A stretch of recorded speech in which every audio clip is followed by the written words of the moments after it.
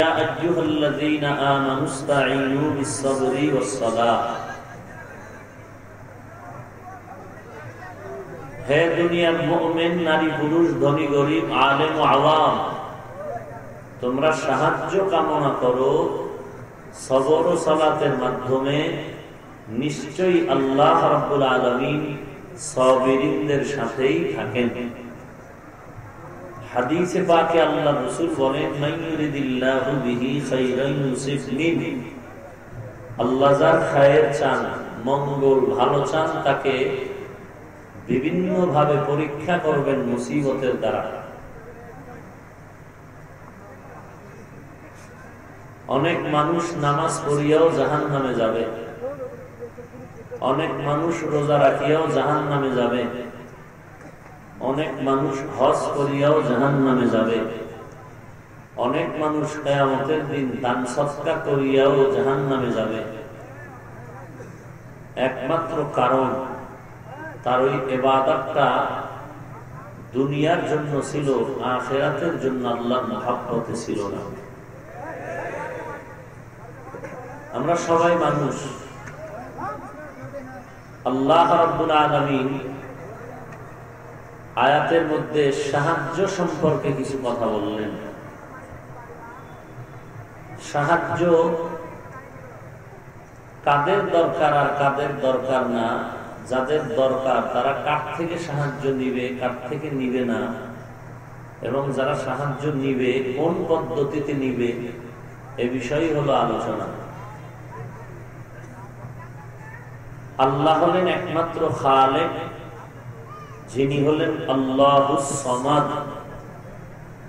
কারো কাছে তিনি মুখাপেক্ষী নন, সারা জগৎবাসী আল্লাহর মুখাপেক্ষী। তিনি কারো কাছে ঠেকা নন, সারা দুনিয়াবাসী আল্লাহর কাছে ঠেকা।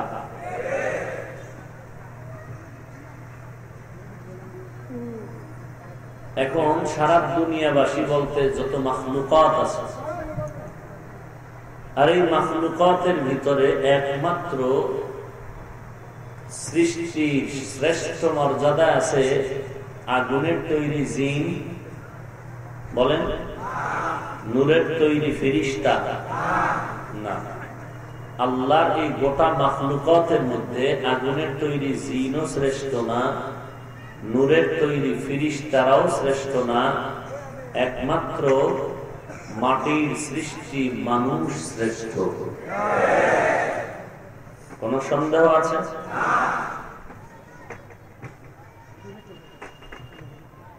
এখন এ নিয়ে আমাদের সমাজে বহু কিলাকিলি। আমরা নবীর নিয়ে ধুম ঝগড়া, অতি আবেগ প্রবণ হয়ে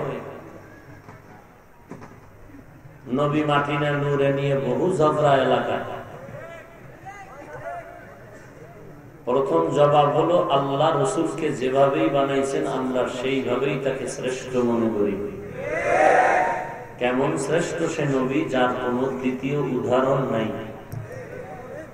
কোন উদাহরণ? আমার নবী ঈসা নবীর মতো সমান মর্যাদা। আমার নবী কেমন শ্রেষ্ঠ? মুসা নবীর সমান, খাজা মুঈনুদ্দিন চিশতি আজমিরির সমান, বড় পীরের সমান, শাহজালালের সমান। কার সমান বলেন তো? আশিকে রাসূলেরা জবাব দাও। আমার নবী সবার কি শ্রেষ্ঠ? কোন সন্দেহ আছে? কেমন শ্রেষ্ঠ? ঈসা নবীর মতো। কথা বলেন, কার মতো? আল্লাহর সমান, উপরে। কার সমান বলো? আমার নবী কার মতো? কারো মতো? হ্যাঁ, টেলিভিশনের বক্তার মতো। তাও না? কেন? তাহলে যারা বলেন টেলিভিশনের বক্তা যদি একই সময় ঘরে ঘরে আসতে পারে, আমার নবী মদিনার থেকে মিলাদে আসবে না কেন? এরকম বয়ান আছে না এই জমিনে? এই যে যুক্তিটা দিল, কোরআন শরীফের কত নাম্বার আয়াত থেকে দিল? আছে কোন আয়াতে? আছে কোন এই যুক্তি হাদিসে? মন গড়া যুক্তি। কথা ঠিক? রসুলের মর্যাদা কে দিয়েছেন? এখানে সবাই সচেতন, কোনো টেনশন করবেন না। ভুল হলে আমাকে কাগজ লেখা পাঠান, আমি ভুল স্বীকার করে নেব। তবে বেদবি করার চেষ্টা করবেন না। আরো একটু আগে বলছি, ভালো হইতে সময় লাগে, কপাল করতে 1 সেকেন্ড লাগে না। আমার নবীকে শ্রেষ্ঠত্ব মর্যাদা কে দিলেন? সবাই বলেন আল্লাহর নাম জবানে বলতে কোনো গুনাহ? সবাই মহব্বতে বলেন। নবীজির মর্যাদা কে দিয়েছেন? আল্লাহ যে নবীকে এত মর্যাদা দিলেন, কারণটা কি? এর কোনো কারণ কি কোরআন হাদিসে আছে? বলেন বলেন। নবী এত মর্যাদা কেন, কারণ কি? সে কারণগুলো কোরআন হাদিসে আছে। আছে। অতএব কোন বান্দা যদি নবীর মর্যাদার বয়ান করতে চাও, তাহলে কোনো মন গড়া যুক্তির দরকারই পড়ে না। এক হাতে কোরআন নাও, আর এক হাতে হাদিস নাও, এরপরে নবীর গুণগান বয়ান করো। নবীর মর্যাদা বয়ান করতে গিয়ে কোরআন হাদিস ছাড়া মন গড়া যুক্তি দিয়া টেলিভিশনের বক্তার সাথে তুলনা দিল, চূড়ান্ত বেয়াদবি ছাড়া কিছু নয়। আমার নবীর তুলনা কি, উদাহরণ কি টেলিভিশনের বক্তার সাথে দিতে হবে? টেলিভিশনের বক্তা তো না পাক, আমার রসুল তো পাক। আমার রসুলের ঘাম পাক, মেশকের থেকে ঘ্রাণ বেশি। টেলিভিশনের বক্তার ঘাম পাক, তার সাথে উদাহরণ কেন? ভালো করে মনে রাখবেন, বিদ্যুতের বাতি যেখানে আছে সেখানে হারিকেনের প্রয়োজন নাই।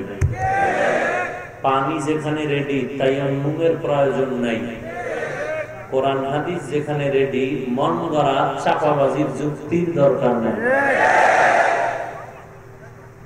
এনারা কোরআন হাদিস ছাড়া চাপাবাজের চাপার জোরে যুক্তি দেয় কেন?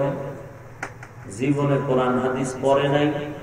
যেখানে পড়ানো হয় সে মাদ্রাসাকে দেখতেই পারে না। কথা ঠিক? আল্লাহ আমাদের হেফাজত করুন। তাহলে গোটা মাখলুকাতের মধ্যে একমাত্র শ্রেষ্ঠ যারা নূরের তৈরি ফিরিস্তা, এরা। আগুনের তৈরি জিন, তারা কিসের তৈরি? জোরে বলেন। এখন আমার নবীর নিয়ে কই রাখবেন? এটা আপনার বড় মাথা, বড় বুদ্ধি। আমরা এত কিছু বলিয়া খামোখা তর্ক করব না, গুনাহের মধ্যেও ঢুকবো।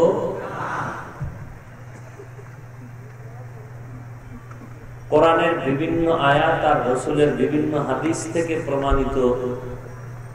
আর এই কথা যেটা বললাম যে মানুষ সৃষ্টি শ্রেষ্ঠ জীব, যদি আমার নবীকে আম্মাজান আমিনার গর্ভ থেকে পাঠাইলেন আব্দুল্লাহর ঔরসে, কথা ঠিক নেই?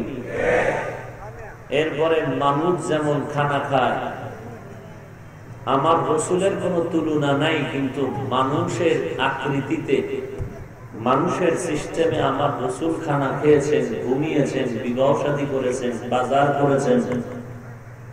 কিন্তু আমার রসুল পৃথিবীর কোন ব্যক্তির সাথে তুলনা হবে না। নাউযুবিল্লাহি মিন যালিক। আমার মতো, আমাদের মতো বলার কোনো দরকার নাই। নবী নবীর মতো, নবীজি নবীর মতো, কথা শেষ। কিন্তু বাহ্যিক দৃষ্টিতে এতগুলো যুক্তি থাকতে এরপরও কেন আমরা তর্কে জড়াবো? নবী কিসের তৈরি? তোমার দাড়ি নাই, টুপি নাই, নামাজ নাই, পর্দা নাই, হালাল হারামের ভেদাভেদ নাই, সহিভাবে কোরআন পড়ো না, আঙ্গুলের নখ নবীর সুন্নত অনুযায়ী নাই, মাথার চুলগুলো নবীর সুন্নত অনুযায়ী নাই, বডির ভেতরের পোশাকটা নবীর সুন্নত তরিকায় নাই। তোর মতো বেয়াদবে নবী কিসের তৈরি জানার কোন অধিকার নাই। তুই বেয়াদব।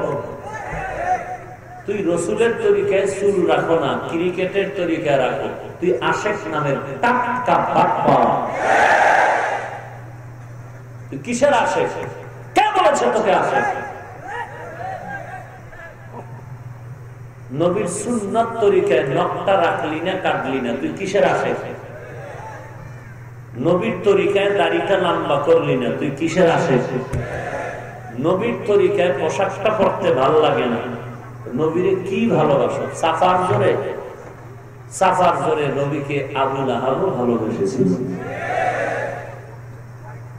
আমরা চাপার জোরে নবীকে ভালোবাসি না, আমরা নবীর সুন্নতের আমল দিয়ে ভালোবাসি। বছরে একবার না অল টাইম? নবীর তরিকায় জুতা পরতে গেল তাকাবি, নবী কেমনে জুতা পরতে বলছেন ওইভাবে জুতা পরতে হবে। এমনি আসে বিড়িও টানবি, গাঞ্জাও খাবি, নামাজও করবি না, পর্দাও করবি না। তুই যদি আশেক সুন্নি হও, আমরা নবীর তরিকায় নখ রাখি, চুল কাটি, পোশাক করি, জুতা পরার চেষ্টা করি, পরিপূর্ণ পারি না। তুই যদি দাড়ি টুপি সব বাদ দিয়া আশেক আর সুন্নি হও, আমি কি কাফের? তুই তো কাফের বলো আমাকে। তোর মতো বেদবে যদি আমার কাফের বল, তুই কি?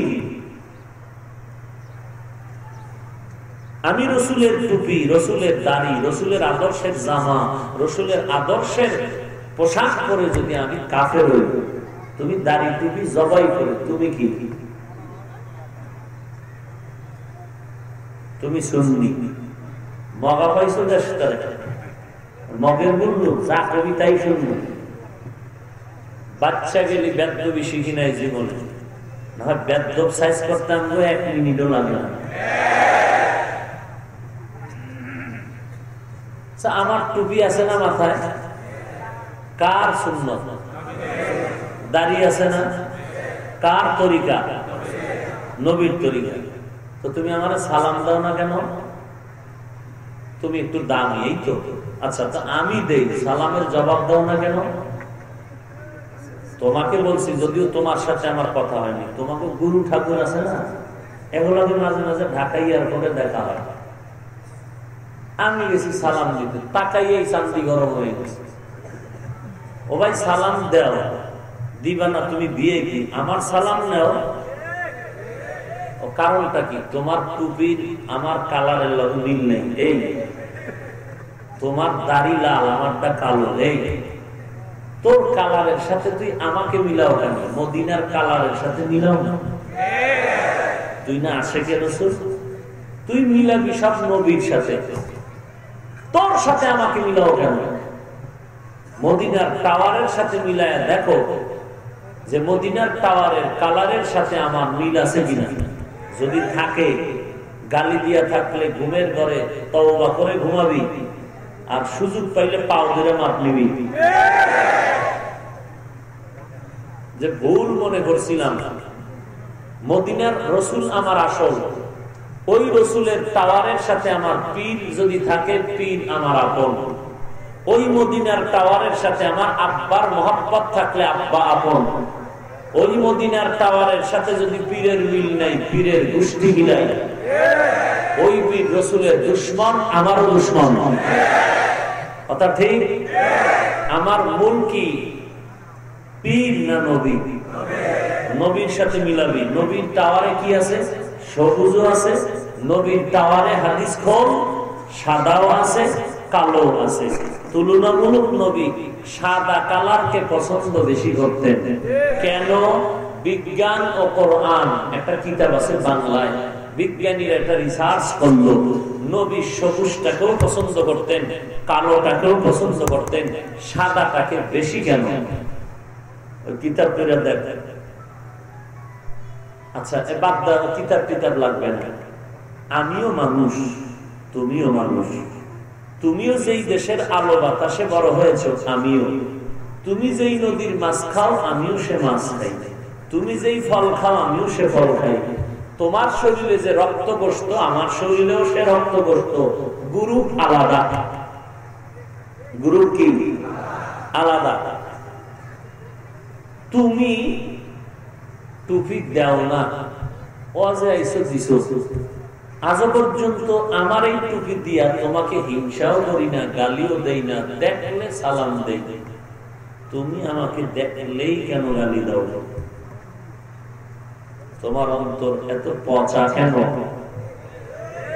কারণ কি? দরুদ শরীফ বেশি করো আর বিড়িটা নয় জন্য। আমি এই পোশাক পরে কোন ভিন্ন পোশাকওয়ালাকে হিংসাও করি না, গালিও দেই না, পারলে সালাম দেই। তুমি আমাকে কেন গালি দাও? আমি কওমি মাদ্রাসার একটা সন্তান। আজও পর্যন্ত না আলিয়ার বিরুদ্ধে বলেছি, না স্কুল কলেজ ভার্সিটির বিরুদ্ধে বলেছি। বলো আশাকে রাসূল, তুমি কেন আমার কওমিকে গালি দাও? তোমার অন্তর এত পচা কেন? নবীকে গালি দিচ্ছে বেঈমান, আলী দাঁড়ানো, ধাক্কা দিয়ে মাটিতে ফেলায় কল্লা কাটবে, এটাই বিচার। নবীরে গালি দিলেই কোনো তওবা টওবা নাই, জাকাত জবাই করে দাও, এটা হলো রাসূলের ইজ্জতের বিচার। হযরত আলী ধাক্কা দিয়ে মাটিতে ফেলায় দিছে। নবী বলেন, আলী এমনটা করো না। আলী যখন এরে ফালায়া বুকের উপরে বর্ষের তরবারি দিয়ে কল্লা কাটবে, বেঈমান হযরত আলীর চেহারা মোবারকে থুথু নিক্ষেপ করলেন। হযরত আলী তাকে ছেড়ে দিয়া তরবারি ফালায় উঠে গেলেন। বেঈমান বলে, রে আলী, তোমার নবীরে গালি দিলাম, জবাই করবা, থুথু মারলাম, আরো রাগ বেশি, তুমি জবাই বেশি করবা, তুমি ছেড়ে দিলা কেন? বলে, তুমি আমার চেহারায় থুথু মারার আগে আমার যত পদক্ষেপ ছিল শুধু রাসূলের মহব্বতে। যখন তুমি আমাকে থুথু নিক্ষেপ করেছ, তখন মহব্বত ডিভাইডেড হয়ে আমার নিজের নফসের রাগের সাথে মিশ্রণ হয়ে গেছে। এখন যদি তোমাকে আমি হত্যা করি, তো রাসূলের মহব্বতে হবে না, হবে মনের রাগের ঝাল মিটানো। ইসলামে মনের রাগের ঝাল মিটানো হারাম। এই বেটা, তোর স্ত্রী বেপরদায় চলতে পারে, তোর ছেলে নামাজ পড়ে না, সুদের টাকায় ব্যবসা করে, অল টাইম তোর মাথায় টুপি নাই, নামাজ নাই, পাগড়ি নাই, সন্তান কোরআন শরীফ পড়তে জানে না। আলহামদুলিল্লাহ, আমরা জাহান্নামের পথের থেকে পরিপূর্ণ পবিত্র হয়েছি বলি না, চেষ্টা করতেছি, নামাজ পড়ি, পর্দা করি, হালাল খাই, গালি দেই না, হিংসা করি না, কিচ্ছু করি না। ওরে আল্লাহর গোলাম, এত কষ্ট করে রাসূলের আদর্শের উপরে চলার চেষ্টা করি, তুমি আমার বিরুদ্ধাচরণ করো, গালাগালি করতেছো, কারণটা কি? নবীর সুন্নাত যদি না মানতাম গালি দিতাম।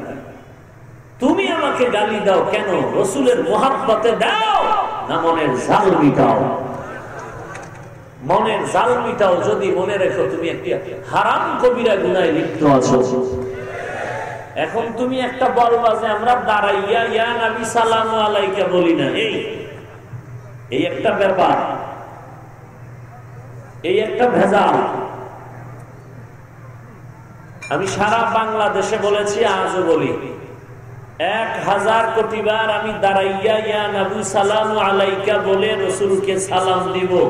একটা শর্ত যদি আমার পূরণ করো, পৃথিবীতে রাসূলের রেখে যাওয়া যত লক্ষ হাদিস আছে, একটা হাদিস সহিহ লাগবে না, যঈফ, সহিহ দরকার নাই, একটা হাদিস দেখাও, সারা দুনিয়া তালাশ করে যঈফ সহিহ না, যেই হাদিসে বলা আছে নবীকে ইয়া নবী সালামু আলাইকা বলে সালাম দেওয়া যাবে, এরকম একটা হাদিস দেখাও। কেউ না করলে আমি তোমার পক্ষে আজীবন সালাম দাঁড়ায় দিয়ে যাব।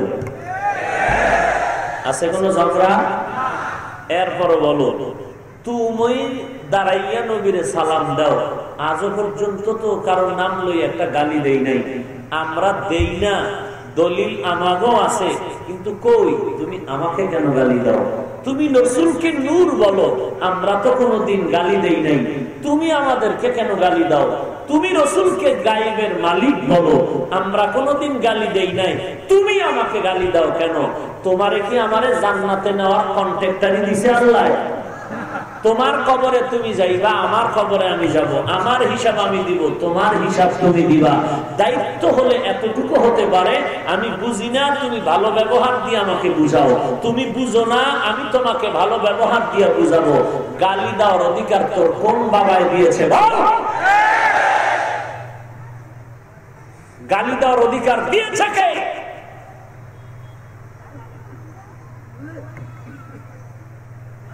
ইসলাম নিয়ে বাটপারি কেন? রসুলের মহব্বত নিয়ে বাটপারি কেন?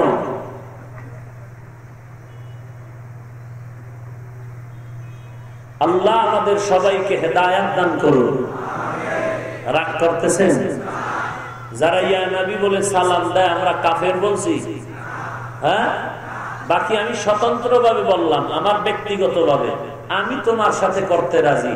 পৃথিবী ঘুরে শুধু একটা হাদিস দেখাও, কোন হাদিসে আছে নবীরে ইয়া নবী সালামু আলাইকা বলে দলিল সালাম দেওয়া যাবে, একটা দলিল আমাকে দেখাও, খালাস আমি আজীবন সালাম দিব। আচ্ছা তুমি অত দূর যাইতে পারবা না, আউযুবিল্লাহ পারো না, নাউযুবিল্লাহ বলবা কখন? বাদ দাও, তোমার আরেকটু সহজ করি। রসুলের রেখে যাওয়া লক্ষ লক্ষ সাহাবায়ে কেরামদের মধ্যে একজন সাহাবীর নামটা আমাকে বলো, কোন সাহাবী রসুলের সামনে অথবা রসুলের ইন্তেকালের পরে নবীকে দাঁড়াইয়া ইয়া নবী বলে সালাম দিয়েছে, ইয়া নবী সালামু আলাইকা বলে সালাম দিয়েছে? একজন সাহাবীর নাম বলো, আমি কালকে থেকে শুরু করব। গালি দিছি? কাফের বলছি? সোজা কথা, পায়ে ধরতে বললে পায়ে ধরতে রাজি। বিনয়ের সাথে বলছি, লক্ষ লক্ষ হাদিস থেকে যদি পারলে একটা হাদিস দেখাও, সহি লাগবে না জয়ীফ, পারবা না, সাহাবায়ে কেরামদের থেকে একজন সাহাবীর নাম বলো। আপনারা সরল মনে বিবেকের সাথে বেঈমানি না করে জবাব দেন, সাহাবায়ে কেরামদের থেকে নবীজির বড় আশেক খাজা মঈনুদ্দিন আপনি, মাইজবান্দা, ফুলতলি, দেওয়ানবাগ, রাজারবাগ, সাহাবায়ে কেরাম থেকে রসুলের বড় আশেক কেউ আছে? বলো, একজন সাহাবীর নাম বলো, কোনো দ্বন্দ্ব নাই। আমার যদি সব কওমি মাদ্রাসাওয়ালারা দেওবন্দিরা ফালায় দেয়, আমি এগো থেকে আলাদা হয়ে যাব। আমারে শুধু একটা পারলে হাদিস দেখাও, না পারলে সাহাবায়ে কেরামের মধ্যে একজন সাহাবীর নাম দেখাও। কোন সাহাবী নবীরে দাঁড়াইয়া ইয়া নবী সালামু আলাইকা বলে সালাম দিছে? একটা সাহাবীর নাম বলো। ওলামায়ে কেরাম আমার কথা ঠিক আছে? কোনো গালি দেই নাই তো? যদি দুই একটা একটু গরম মেজাজে কথা বের হয়ে থাকে, আল্লাহর রাস্তায় ক্ষমা চাইছে হবে। এইভাবে ক্ষমা চাইছে, যদি বল হবে না তো স্টেজের এখানে দাঁড়াও, আমি তোমার পায়ে ধরে ক্ষমা নিয়ে নিব, তাতেও হবে না। আর কি করার আছে? আল্লাহ হেদায়েত দান করুন। আহা, কেন গালাগালি? আরে আমাকে গালি দিবে ইহুদি, খ্রিস্টান, বেঈমান। তুমি মুসলমান রসুলের আশেক করবার প্রতিভা। বেঈমানের বাচ্চা, আমরা যে যে পিসাবের দরবারে থাকি না কেন, সবাই আমরা নবীর উম্মত। কথা বললেই কল্লা ফলায় দিই, ঠিক কিনা বলো?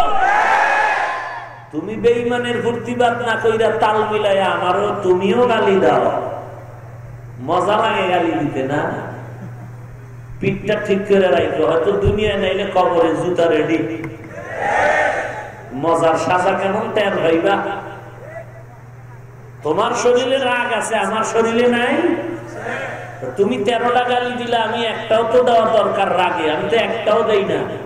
তুমি বুঝো না যে তুমি মানুষ না আমি মানুষ, তুমি হলুমান না আমি হলুমান? একটু বিবেক নাই না? বিবেকও পছন্দ হয়েছে। সব রাগ কি তোমার? কি দিয়া ভাত খাও? কচু? এত রাগ কেন শরীরে? হ্যাঁ, দিলের মধ্যে একটু মায়া লাগে না? মানুষ হিসাবে কুত্তা এত কুত্তারে মায়া করে। ওরে রসুলের মহব্বতে এই লেবাস দেখলো একটু মায়া লাগে না? কাফের বলে গালি দাও কেন? কারণটা কি? হইল কি? আল্লাহ হেদায়েত দান করুন। আরো জোরে বলেন।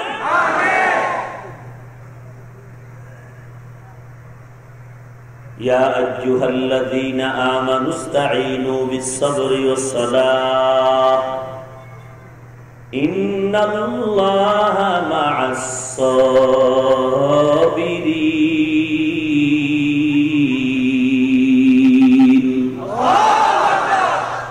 হে দুনিয়ার মুমিন, সাহায্য কামনা করো আমি আল্লাহর দরবারে দুইটা জিনিসের মাধ্যমে। 1 নম্বরে ধৈর্য, 2 নম্বরে নামাজ। সাহায্য আমাদের কার দরকার, কার দরকার নাই এটাও বোঝা দরকার। সাহায্য দরকার হলে কার থেকে নিব তাও জানা দরকার। এরে নবীর আশিকের দল, আল্লাহ তাআলা বলেন আমি মানুষকে অনেক দামি বানাইলাম। কারণটা কি? মানুষের বড় শক্তি বেশি। হ্যাঁ, পিপিলিকার সাথে যদি যুদ্ধ ধরে পারবা? সুলাইমান নবী ঘুমাইতেছেন, এক পিপিলিকা ডিস্টার্ব করে, পিপিলিকারে ধরিয়া আসার দিলেন। পিপিলিকায় কয়, ও নবী সুলাইমান, আজ আমি আপনার সামনে ক্ষুদ্র মনে করে জুলুম করলেন, আমাকে ব্যথা দিলেন। মনে রাখবেন আপনিও তো কারো না কারো দরবারের আসামি হয়ে দাঁড়াবেন। আজ আমাকে দুর্বল মনে করে আসান দিয়েছে, আপনিও তো আমার মালিকের দরবারে বড় দুর্বল। সুলাইমান নবীর ঘুম কি আর আরাম কি, মাথা গরম হয়ে গেল, কাটা গায়ে লবণের আঘাত লাগলো। সুলাইমান নবী ডাক দিয়া কয়, পিপিলিকা। তার ছাড়া কেউ বলবে পিপিলিকা আবার কথা কয় কেমনি? মানে বাংলা বোখারি পড়লে বুঝবি কসু নষ্ট। এটি বুঝতে হলে মাদ্রাসায় 20 বছর ডাউলের বানি আর আটার রুটি খাইয়া দিন রাত লেখাপড়া করে আরবি হাদিস বুঝতে হবে। ভাইরা আমার, সুলাইমান নবী জমিন থেকে 9 মাইল উপরে। কয় মাইল? গর্তের পিপিলিকা জাতিবাহীদের বয়ান করে সুলাইমান নবী 9 মাইল উপর থেকে কানে শুইনা বলেন সুবহানাল্লাহ। আল্লাহ তো এই পিপিলিকার এত সম্মান, যার নামে একটা সূরা নাযিল করে দিলেন। সুলাইমান নবী কাল পিপিলিকা, তুই আমার এমন ধাক্কা দিলি, আমি আল্লাহর আদালতে আসামি হতে হবে, মাফ করে দে, ভুল হয়ে গেছে। পিপিলিকা কয়, সহসায় মাফ হবে না, 3টা শর্ত যদি আমার মেনে নাও মাফ হবে। এরে আল্লাহর গোলাম, আল্লাহ তাআলা বলেন, ওরে মানুষ তুই এত দামি কেন? বলে তোর শক্তি বেশি। বলে না না, আল্লাহ তাআলা বলেন তুই কেমন শক্তিওয়ালা জানো? ওয়া খুলিকাল ইনসানু যায়ীফা। আমি আল্লাহ মানুষের নরম করে বানাইছি, তুই গরম ভাব দেখাও কেন রে বাপ্পা? কিসের কারণে গরম? টাকা। কয় টাকার মালিক হয়েছে? তোর থেকে বহু টাকা সুইসবারেরও ব্যাংকে আছে। ভিক্ষুকের অ্যাকাউন্টে 2 কোটি টাকা জমা, 5 টাকার নিচে ভিক্ষা নিবে না, জুতার মিছিল করে। তুই টাকার মাঝখানি করো না? গর্তের সাপের কাছেও টাকা আছে, মাথার ভেতরে বহু সাপের মণি লাগানো আছে। তুমি কিসের টাকার গরম দেখাও? তোমার থেকে বহু টাকা ব্যাঙের কাছেও আছে, জিনের কাছেও আছে। তোমার থেকে কোটি সহস্র সম্পদ নিয়া সমুদ্রের ভেতরে ঝিনুকেরা ঘুমায়। ঝিনুকের মধ্যে মুক্তা আছে না? এরে নবীর উম্মতের দল, আল্লাহ বলেন মানুষ তুমি বড় নরম, বড় দুর্বল। কেমন দুর্বল? একটা পিপিলিকার কাছেও তুমি দুর্বল। তোমার হাতে বানানো একটা বেলেটের কাছেও তুমি দুর্বল। বিল্ডিং বানাইছে মানুষ, আবার মানুষের বিল্ডিং এর কাছে দুর্বল। মানুষের বানানো জিনিসের কাছেও মানুষ দুর্বল। আল্লাহর বানানো সৃষ্টির কাছেও মানুষ বড় দুর্বল। কেমন দুর্বল? বলে মানুষের মতো দুর্বল জমিনে আর কিছুই নাই। আবার এরা কেমন দামি? এই মানুষের মতো দামি জমিনে আর কেউ নাই। ওয়ালাকাদ কারামনা বানি আদম ওয়া হামালনাহুম ফিল বাররি ওয়াল বাহরি ওয়া রাযাকনাহুম ওয়ারাযাকনাহুম মিনাত তাইয়্যিবাত ওয়া ফাদ্দালনা আলা কাসীরিন মিম্মান খালাকনা তাফদীলা।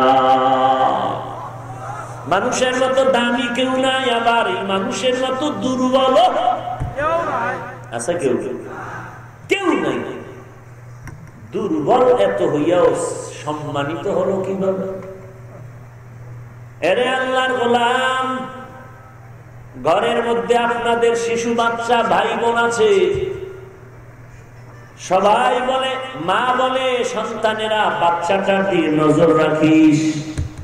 স্ত্রী স্বামীকে বলে বাচ্চার দিয়ে নজর করো, স্বামী বলে স্ত্রীকে বাচ্চার দিয়ে নজর রাখ। কেন বলে বারবার? সবাই বলে কারণ কি? রাগ, দুশ্মনী, এই জন্য চুরি করবে, ডাকাতি করবে, চুরি মারবে। এত বারবার ছেলেও বলে আম্মা জান বাবুর দিকে নজর রাখো, মেয়েরাও বলে আমার ভাই ছোট ভাইয়ের দিকে নজর রাখো, মা খবরদার হয়ে ফালায় কোথাও যেও না। বাবাই বলে, মাও বলে, সবাই বলে বাচ্চার দিকে এত নজর সবার কেন? বলে বাচ্চার এই যে এত বারবার সতর্ক করার মানে মুহাব্বত। আর এই মুহাব্বত কেন? বলে বাচ্চা হলো বড় দুর্বল, দুর্বলের প্রতি মায়া বেশি। আল্লাহ বলেন ওরে মানুষ, তোর মতো দুর্বল আর কেউ রে বানাই নাই। আর এই দুর্বলতার কারণে আমি আল্লাহর মায়া তোর দিকে বেশি। আর এই মায়ার কারণেই আমি আল্লাহ সারা দুনিয়ায় তোরে সম্মানিত করে দিলাম। এই মিয়া বড় একটা আমারে কেউ কোলে নিবে, আমার আব্বাই নিবে, আমার বাবায় মা এত আদর করে কোলে নিবে, কিন্তু আমার ছোট ভাইটারে মা কোলে নেয়, কাদাত সুদ্ধা নেয়, ধুলাবালু সহ নেয়, ঠিক নেই? আমারে নেয় না, আমিও তো মায়ের সন্তান, আমারে নেয় না কেন? আমি তো হরতাল দিতে পারি? মা তুমি আমারে কোলে নিলা না, আমার ছোট ভাইরে কেন নিলা, ছোট বোনটারে কেন নিলা? বলে রে বুঝো না, এটা মহাব্বত। আর এই মহাব্বত কেন? বলে দুর্বল। এরে মানুষ, আমি আল্লাহ তোরে দুর্বল বানাইয়া মুহাব্বতের নজর দিয়া তোরে আপন করে নিলাম। আর এই আপনটার কারণে, দুর্বল হওয়ার কারণে, মুহাব্বতের কারণে দুনিয়ার সবার মধ্যে তোর মায়া আর সম্মান বাড়ায় দিলাম। শক্তিশালী বাপ, আমার নরম বান্দার সাথে গরম মেজাজ দেখাবি না। বাঘে কি করে জানেন? বাঘ বলে আল্লাহ তোমার নরম মোমেনের সামনে যদি হঠাৎ করে হাজির হই, মেজাজ তো এমনি আমার 90-এর উপরে থাকে, দয়া করে তুমি আমার মেজাজটারে ঠান্ডা করে দিও। দুধের গাভীকে আল্লাহ কয় আমার নরম বান্দার সাথে মেজাজ দেখাবি না, আমার বান্দা তাহলে ভিটামিনের দুধ পাবে না। খবরদার, আমার বান্দা বড় দুর্বল, 3 বেলা জনমের মতো খানা খাইলেও ভিটামিন হবে না। তুই গাবি দুধ দিবি, বাচ্চারে না দিয়ে আমার বান্দারে দিবি, বেদবি করবি না। আমার বান্দা বড় দুর্বল, আমার বান্দারে মায়া বেশি করি, আমার বান্দারে তুই মুহাব্বতের নজরে যা চাই দিবি, বেদবি করবি না। না হয় একটা গাবি যদি মেজাজ গরম করে, কিয়ামতের আগের দিন পর্যন্ত কোনো মানুষ 1 ফোঁটা দুধ দহন করতে পারবে না। আল্লাহ বলেন মানুষ বড় দুর্বল, খানার দিক থেকেও দুর্বল, চলাফেরার দিক থেকেও দুর্বল, মেধার দিক থেকেও দুর্বল। ঢাকার চিড়িয়াখানায় লেখা আছে একটা বাঘের দৈনিক খানা 17 কেজি গোশত। আসেনি সিলেটে এইরকম কোন খাদক 17 কেজি এক টানে মারবে 3 বেলা? কথা বলেন না। এরপর তো এত মামলা হামলা কেন? খাই খাই জিন্দেগির চেয়ারম্যানি, যত হামলা মামলা, ছেলেরে মায় মারে, মায়ের ছেলে জবাই দেয়, শুধু বেঁচে থাকবো খানা, বিল্ডিং আমার, বাড়ি গাড়ি আমার, বাবারে বুঝাই শুনে আর মিষ্টি খাওয়ায় লেখা নিয়ে গেছে বাড়ি, আসেনি? সব খানার পাগল, কিন্তু আধা কিছু খেতে পারে না। আবার কত আল্লাহর বান্দা এক সময় মনে চাইছে ইলিশ মাছ, কিন্তু টাকা নাই, কিনতে পারে না। আর এখন টাকা হইছে, বাড়ি হইছে, ডাইনিং টেবিলে 10 রকমের মাছ রেডি, 13 রকমের গোশত রেডি, 14 রকমের ভর্তা রেডি। ডাক্তার কয় 4 টাকায় তাকায় দেখবি আর জিহ্বারে বাড়ি মারবি আর আফসোস করবি, মুখে দিয়া দিলেই বিসমিল্লাহ সারা আজরাইল রেডি। কথা ঠিক নেই? বান্দা তুই খানার দিক থেকেও বড় দুর্বল। পৃথিবীতে একটা কাপ পাহাড় আছে, কহে কাপ, ওই পাহাড়ের মধ্যে একটা প্রাণী বসবাস করতো সিমর। ওই পাহাড়ের মধ্যে যেই প্রাণীটার দৈনিক খানা হলো 40টা মোটা তাজা হাতি। কে খাওয়ায়? এরে বান্দা, তুই সব দিক থেকে দুর্বল, একা একা চলার কায়দা নাই। বান্দা তুই এত অহংকারী কেন করো? তোর জন্মটাও কিন্তু সৃষ্টিও মাটির থেকে, নরম নরম মাটির থেকে তোর সৃষ্টি। আবার তোর মায়ের গর্ভ থেকে যাচ্ছ, তোর কোন অস্তিত্বই ছিল না। তা আমার চিনো, তোর চিনি না মানে তুই ঘৃণিত নাপাক পানি। যেই নাপাক পানি জামায় লাগলে, কাপড়ে লাগলে, হাতে লাগলে, সাবান দিয়া না ধুইলে তৃপ্তি অর্জন হয় না। তুই একটা ঘৃণিত নাপাক পানি, নরম। এখান থেকে তোর সৃষ্টি। তুই একটু চিন্তা কর, তোর সৃষ্টিটা কোন জায়গা থেকে হলো। তুই ওদিকে তাকায় নিজের দুর্বল বানায় নে। এরপরে ওখান থেকে রক্ত গোস্ত হাড্ডি দিয়া আকৃতি দান করলাম, স্ট্রাকচার তৈরি করলাম। এরপরে আমি আল্লাহ রূহ দান করলাম, মায়ের গর্ভ থেকে জমিনে তোরে পাঠাইলাম। পাঠানোর পরেই তুই দাঁড়াইতে পারো না, শুইতে পারো না, বসতে পারো না, হাত দুর্বল, পা দুর্বল, খাইতেও পারো না, কথাও বলতে পারো না, বাথরুমে যাওয়ার দরকার বলতে পারো না বাথরুমে যাব। আমি আল্লাহ তোরা একটা পুঁজি দিলাম, কান্না। কান্নাটাও কিন্তু নরম, চোখের পানি বড় নরম, কান্না বড় নরম। তুই কেন গরম ভাব দেখাও? তোর বাথরুমে যাবি, বলতে পারো না মা বাথরুমে নাও, আওয়াজ কান্না। বলতে পারো না পেটে ক্ষুধা লাগছে, একটা পুঁজি কান্নার আওয়াজ। আমি আল্লাহ কুদরতি ভাবে তোর মায়ের সাথে তোর সংযোগ লাগাই দিলাম। তুই কান্না দিয়া কখন ভাত চাও, কখন খানা চাও, কখন ঘুম চাও, কখন বাথরুমে যেতে চাও, শুধু তোর মায় বুঝবে, আর কেউ বুঝবে না। এরে বান্দা, তোর কান্না দিয়ে তোর মা বুঝতে পারে। বাবায় বলে সন্তান কাঁদে কেন, ক্ষুধা লাগছে। মায় বলে না 3 মিনিট আগে খানা দিয়েছি। তাহলে কান্না করে কেন? বলে বাথরুমে যাওয়ার কান্না, অথবা ঘুম যাবে, এই ঘুমের কান্না। মায় বুঝতে পারে, বাবাও বুঝতে পারে না। এরে বান্দা, তাকায় দেখ, একটা কান্নার পুঁজি দিয়ে যদি বাচ্চা মায়ের থেকে সব দাবি আদায় করতে পারে, এই নরম আওয়াজটারে, এই কান্নাটারে ধইরা রাখ। আল্লাহর মায়া তো মা বাবার থেকে হাজার হাজার হাজার কোটি গুণ বেশি। তুইও যদি কান্নার মতো নরম পদার্থটা ধরে রাখতে পারো, তোর জীবনের সব কিছু আদায় করে নিবি। আমার আল্লাহর কাছে পানিটা ফেলবি, চেহারায় গড়ায়া যাওয়ার আগে তোর জীবনের আশা পূরণ হয়ে যাবে। গর্ব সুরত আদমি ইনসাবুদে আহমদবু জাহলো হামেক সাবুদে আদমিরা আদমিয়ত লাজনাস উদেরা গরবুনা বশত জামাস। মানুষ বড় দুর্বল, মানুষের মতো দুর্বল আর কোন জাতি নাই। আবার এই মানুষ বড় দামি, এত দামি যে মানুষের মতো দামি আর কেউ নাই। এরে বান্দা, একা একা চলাও যায় না। ছোটবেলা মা ধরলে হাঁটতে পারি না, পারি না। আবার মাঝখান দিয়ে আল্লাহ একটু যৌবন দিলেন পরীক্ষার জন্য। এক সময় তোর হাত দিয়ে একটা গ্লাস ধরতে পারো না, আর এখন এক হাত দিয়ে 10 জনারে তুই সাইজ করে ফেলো। আমি আল্লাহ মাঝখানে যৌবন দিয়ে পরীক্ষা করলাম। আবার 40-এর পরে এমন অবস্থা হবে, লাঠি ছাড়া হাঁটতে পারো না, লাঠি ছাড়া হাঁটতে পারো না। এতই যে দুর্বল। এরে নবীর উম্মতের দল, আজকে তুমি এমন দুর্বল হয় কেন? তোমার বিল্ডিং আছে 5 তলা, গাড়ির অভাব নাই, কিন্তু এমন দুর্বল। তোমার আপন ছেলে মেয়ে তোমার ঘামের টাকা খায় আর মাস্তানি করে। তোমার জুতাটা মুছা যায় না, এক বেলার খানা আগায় দেয় না। বরং তুমি যখন অসুস্থ হও, সন্তানেরা বরদোয়া করে তাড়াতাড়ি মরে গেলে আমি নিশ্চিন্ত হয়ে যাই। বাবার নিয়ে বারবার হসপিটালে দৌড়াবার সময় নাই। এরে আল্লাহর বান্দা, তোমার এখন জুতাটা সন্তান মুছে দেয় না, স্ত্রী মুছে দিতে চায় না। টাকার গরমে তোমার বেতনভুক্ত কর্মচারী তোমার জুতাটা মুছে দেয়, কিন্তু ছেলেটা তোমার 5 লাখ টাকা দিলেও জুতা মুছে দিবে না। সেই সন্তানের বাড়ি ঘর লেখা দাও, আর যে তোমার জুতা মুছে দেয় কাজের সন্তান, এরে মাঝে মাঝে মেজাজ গরম করে বেত দিয়া পিটা।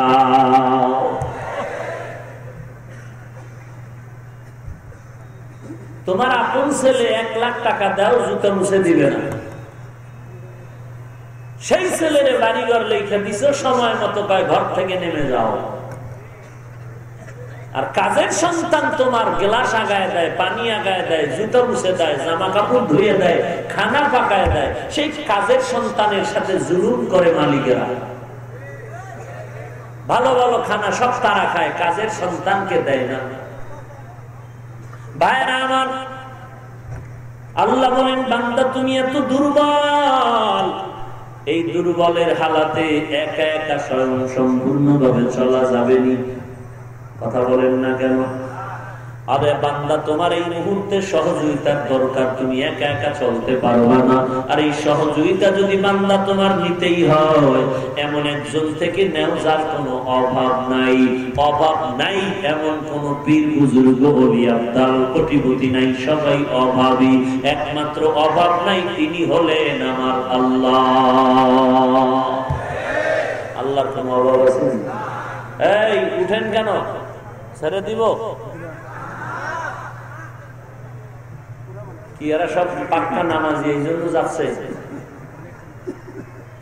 ভাইরা আমার, সাহায্য লাগবে নি বলেন, সবাই বলেন।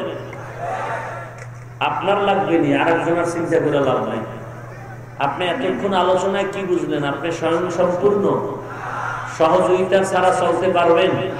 সেই সহযোগিতাটা কার থেকে নেবেন? বলেন বলেন। একটা প্রশ্ন করি, জবাব দিবেন তো? না বুঝলে চুপ থাকবেন, বুঝলে জবাব দিবেন। একটু আগেও বলেছি আমার নবীর মতো দামি আর কেউ আছে? বলেন তো, আমার নবীর দুনিয়াবি হায়াতের সীমানা কয় বছর? কত কত? এই 63 বছরে আমার নবীর কখনো কিছু প্রয়োজন হতো কি হতো না? বুঝে শুনে বললেন, আমার নবীর 63 বছর জিন্দেগিতে কোনো কিছুর প্রয়োজন হতো কি হতো না? হয়তো কিনা? এবার যারা জানেন তারা জবাব দিবেন, যারা জানেন না চুপ থাকবেন, যারা বলে শুনবেন। আমার এই নবীর 63 বছর জীবনের যা প্রয়োজন হতো, বলো ইতিহাস জানা থাকলে, আমার নবীর প্রয়োজন মিটাবার জন্য কোন কবরে আর মাজারে গিয়া চাইতে? ঈসা নবীর মাজারে? ইব্রাহিম নবীর মাজারে? হ্যাঁ, মা হাওয়ার মাজারে? আদম নবীর মাজারে? মায়ের কবরে? কার কাছে চাইতেন? তুমি সেই নবীর আশেক না? তুমি মাজারে চাও কেন? এই মূর্খ, তুমি কবরে চাও কেন? নবী যদি আল্লাহর কাছে চাইতে পারে, তোমার আল্লাহরে পছন্দ হয় না? তো মরো না কেন? আল্লাহর জমিনে থাকার অধিকার কি তোমার? আমার নবী যদি আল্লাহর কাছে চাইতে পারেন, তুমি পারবে না কেন? আমি শুরুতেই বলছি, আমার মূল ব্যক্তি, মূল আমার টাওয়ার হলো মদিনার নবীর টাওয়ার। ওখানের সাথে আমার লাইন ঠিক আছে তো সবাই ঠিক আছে। ওই লাইনে যার ভেজাল সে আমার আপন নয়। কথা ঠিক আছে? সিলেটের মানুষ শাহজালালের ভূমির মানুষ, কথায় কথায় শাহজালাল ভক্ত, কি মহব্বতের ভক্ত। শাহজালাল রহমাতুল্লাহ আলাইহি জীবনে বিবাহ করেন নাই, তুমি করছো না? জীবনে সুন্নতের আমল ছাড়েন নাই, তাহাজ্জুদ বাদ দেন নাই। আর কত বড় টাটকা বেয়াদব হলে এত বড় আল্লাহওয়ালার মাজারে বসে গাঞ্জা খায় আর বিড়ি টানে। আছে না নাই? আমরা মাঝে মাঝে সিলেটে ওয়াজ করলে ঢুকে একটু জিয়ারত করে যাই। যখনই দাঁড়াই পিছন দিক দিয়ে 3-4টা গাঞ্জা করে একটা হুজুর এমনে দাঁড়ান। মনে মনে ভাবি, কোরআন হাদিস পড়লাম আমরা, আর জিয়ারতের নিয়ম শিখায় গাঞ্জা করবে আর তবে কেমন জুতা পেটা করা দরকার? শাহজালালের মতো ব্যক্তি ওলিয়ে কামেল, তার দরবারে থাকবে আলেম ওলামা। এটা ঠিক না? ওরে আউযুবিল্লাহ পারে না, এ ওখানে বসে মাস্তানি করে, গাঞ্জা খায়, বিড়ি টানে, চেহারাটা ভাল্লুক, চুলগুলো উল্লুকের মতো। পেছন দিক দিয়ে তাকাইলে বোঝা যাচ্ছে না লেডিস নাকি জন্ডিস। এই কথা বলবে কে আর মানবে কে? বলবে কে আর মানবে কে? দুশ্মন তো ঢুকেছে ঘরে, কাকে গালি দিব? আল্লাহ আমাদের হেদায়েত দান করুন। আরো জোরে বলেন। সাহায্য লাগবে নি কার থেকে? আল্লাহর থেকে। বলে কেমনে নিবা? বলে দুইটা জিনিসের মাধ্যমে। এক নম্বরে ধৈর্য, দুই নম্বরে হলো নামাজ। ধৈর্য আসেনি? কেমন? জুমার দিন ঢুকছে সবার শেষে, ইমামের সালামের ঘরে দৌড়, বাড়ি গিয়া দেখে আর একজন আর জুতা নিয়ে হাজির। ধরা খাইলে কয় টেস্ট করলাম, না খাইলে জুতা গেছি। এ হলো ধৈর্য। ইমাম সাহেবকে রাখলাম বা লইলেই মাথা গরম। ধৈর্য। দুই জিনিসের মাধ্যমে আল্লাহর কাছে সাহায্য কামনা করা। এক নম্বরে ধৈর্য, দুই নম্বরে নামাজ। কয় ওয়াক্ত নামাজ? বলেন। বছরে একবার, সপ্তাহে না প্রতিদিন? একবার না 5 বার? কই গেল নামাজ? জোহরের নামাজ অনেকে না পইরা বয়ানে বয়ান হইছে। সবই যদি ঠিক আপনারা রাখেন তা আমার ফতুয়া দেওয়ার আর রাস্তা আছে? আবার মোনাজাতের পরে সবাই চলে যাবে, আসরের নামাজ অনেকে পড়বে না, পায়ে ধরলো বলবে বাড়ি যেয়ে বলবে, মানে পড়বেই না। এই বয়ান দিয়া কি হবে? আমাদের থেকে ফিডা তঙ্গ কপালে বেশি। এই কারণে এত বড় এক মুবারক মাহফিলে আইসাও যে আগেও পড়লো না নামাজ, বিদায় বেলাও পড়লো না, কি হবে এই বয়ানের দ্বারা? ধৈর্য আর নামাজ। যুবক, তোমার মতো যুবকরা এবার পুলিশ বিডিআর নামাজ ছাড়ে না নাই? তুমি কেন পারবা না? ফাইনাল জবাব তোমার কপাল খারাপ। তোমার মতো যুবক স্কুলে পড়ে, কলেজে পড়ে, নামাজ ছাড়ে না, তুমি কেন পারো না? কপাল খারাপ। তোমার মতো যুবক ড্রাইভারি করে, কৃষি কাজ করে, শ্রমিকের কাজ করে, নামাজ বাদ দেয় না, তুমি পারো না কেন? কপাল খারাপ। তোমার মতো যুবক কোটি টাকার ব্যবসা করে, 1 টাকাও হারাম খায় না, তুমি কেন পারো না? কপাল খারাপ। আল্লাহ বলেন তওবার দরজা বন্ধ করি নাই, খুলে রাখলাম, কান্না করে তওবা কর, আমি আল্লাহ তোর চোখের পানির বিনিময়ে সব গুনাহগুলো মাফ করে দিব। অতএব আজকে কথা 3টা সাহায্য আমাদের অবশ্যই লাগবে, আল্লাহর থেকে নিতে হবে, আর কারো থেকে না। দুই জিনিসের মাধ্যমে। 1 নম্বরে ধৈর্য, 2 নম্বরে নামাজ। ও আল্লাহ, এতদিন পারি নাই, অন্যায় করেছি, শয়তানের ধোঁকায় পড়ে, আজকে থেকে তওবা করে নিলাম, নামাজ ছাড়বো না, বেপরদায় চলবো না, আল্লাহ নবীর সুন্নাত অনুযায়ী জীবন চালাবো। অন্যায় করেছি, মাফ করে দাও, আজকে থেকে পাক্কা তওবা করলাম, গলায় ছুরি আসলে মরে যাবো, আর মা বাবারে কষ্ট দিব না, আলেম ওলামাদের বিরোধিতা করব না, জবান দিয়া কাউকে গালাগালি করব না, আজকে থেকে নামাজ পড়ব, নবীর সুন্নাত অনুযায়ী আমল করব। তওবা করার যদি নিয়ত হয়, মুনাফিকি না থাকে, আল্লাহর মহব্বতে খাঁটি তওবার নিয়তে 2 হাত দেখায় দাও। আয় আল্লাহ, সবার হাত কবুল করে নেন, তওবা কবুল করে নেন, তওবার উপরে মজবুত হয়ে চলার মতো তৌফিক দান করেন আল্লাহ। নবীজির সুন্নতের আমলওয়ালা জিন্দেগি দান করেন। আয় আল্লাহ, মুসিবত থেকে হেফাজত করেন। আমিন। আলহামদুলিল্লাহি রাব্বিল আলামিন। والصلاة والسلام على سيد الأنبياء والمرسلين وعلى آله وأصحابه أجمعين।